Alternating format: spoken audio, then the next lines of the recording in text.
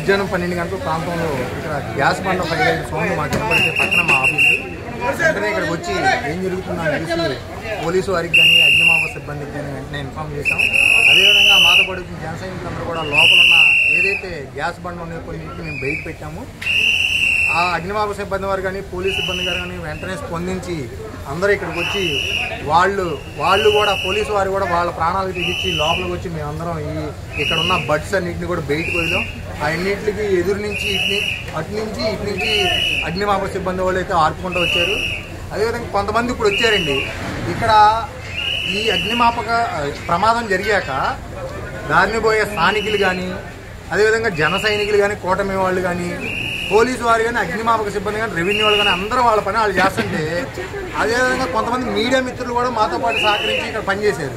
ఇప్పుడు కొంతమంది ఇక్కడికి వచ్చి ఏదేదో ప్రెస్ మీట్లు వాళ్ళు వచ్చి చేసిందే లేదు అంతా ఆర్పేశాక కొంతమంది వచ్చి ప్రెస్ మీట్లు పెట్టి ఏదో దాని వల్ల జరిగింది దీని వల్ల జరిగిందని ప్రెస్ మీట్లు పెడతాం తప్ప వాళ్ళ వల్ల ఒరిగిందేం లేదు. గత ప్రభుత్వం వాళ్ళు చేసిన తప్పిదాలన్నింటినీ ముందు సరిచూసుకోమని చెప్పండి. మా ప్రభుత్వం మీద నిందలేయటం ఆపుకోవాలని చెప్పి వైఎస్ఆర్సీపీ పార్టీకి జనసేన పార్టీ నుంచి హెచ్చరిస్తున్నాం. వాళ్ళు చేసింది ఏం లేదు. ఇక్కడ అన్ని రకాలుగా అన్ని చెక్ చేసుకుని మా అధికారులు ఇక్కడ పర్మిషన్ ఇచ్చారు.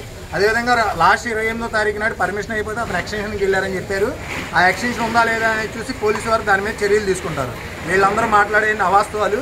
ఇక్కడ అందరూ స్పందించి సకాలంలో అన్నిటినీ ప్రమాదం జరగకుండా అయితే కీలక పాత్ర పోషించారనడానికి మాత్రం ఇదే నిదర్శనం అండి. గత ప్రభుత్వం మీద ఈ ప్రభుత్వం చాలా విఫలమైంది. గతంలో జరిగిన ఎగ్జిబిషన్లో కూడా ప్రాణాయాత్రం జరిగింది. ఇప్పుడు కూడా అగ్నిప్రమాదం జరిగింది. కూడా ప్రభుత్వం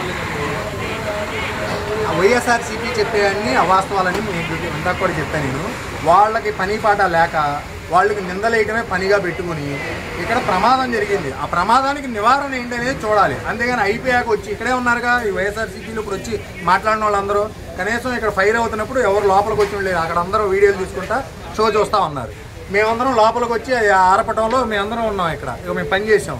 వాళ్ళు ఏం చేశారు, ఇప్పుడు వచ్చారు ప్రెస్ మీట్లు పెట్టి మాట్లాడేస్తున్నారు. ప్రమాదం అనేది ఎలా జరిగిద్ది అనేది ఎవరికి తెలిసిద్దండి. అది కూటమి ప్రభుత్వం ఉందా వైసీపీ ప్రభుత్వం ఉందా కాదు. ప్రమాదం జరగకుండా నివారణ చర్యలు తీసుకున్నారా లేదా, అదేవిధంగా జరిగినప్పుడు భారీ ప్రమాదం జరగకుండా దాన్ని అరికట్టారా లేదా అనేది చూడాలి.